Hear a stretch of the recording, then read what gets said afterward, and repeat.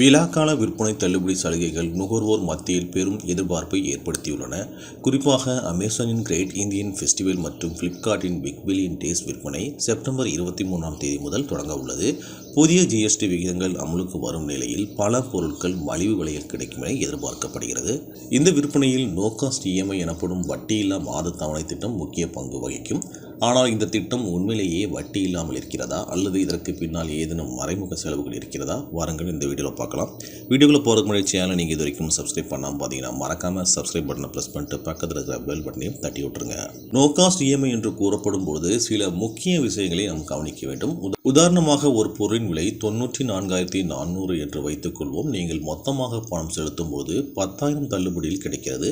ஆனால் இதே பொருளை இஎம்ஐயில் வாங்கினால் அதை தள்ளுபடி கிடைக்காது. அதாவது 94,400 முழுவதையும் நீங்கள் செலுத்த வேண்டியிருக்கும். இது மட்டுமல்லாமல் பல வங்கிகள் இஎம்ஐக்கு செயலாக்க கட்டணம் வசூலிக்கின்றன. சில நேரங்களில் இது பொருளின் விலையில் 3% வரை இருக்கலாம். ஒரு பொருளுக்கு 2,000 செயலாக்க கட்டணம் செலுத்த நேர்ந்தால் அதற்கு ஜிஎஸ்டியும் உண்டு. இதன் மூலம் நீங்கள் 2,000க்கு மேல் கூடுதலாக செலுத்துவீர்கள்.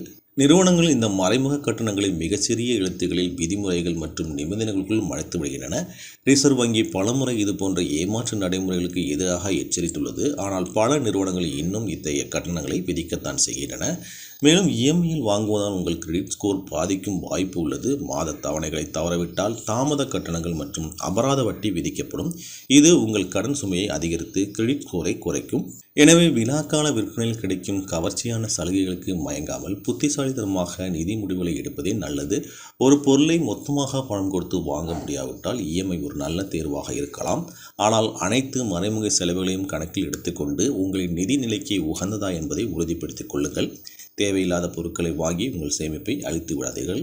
இந்த தகவல்கள் உங்களுக்கு பயனுள்ளதாக இருந்திருக்கும் என்று நம்புகிறோம். மீண்டும் அடுத்த வீடியோவில் சந்திக்கலாம். நன்றி, வணக்கம்.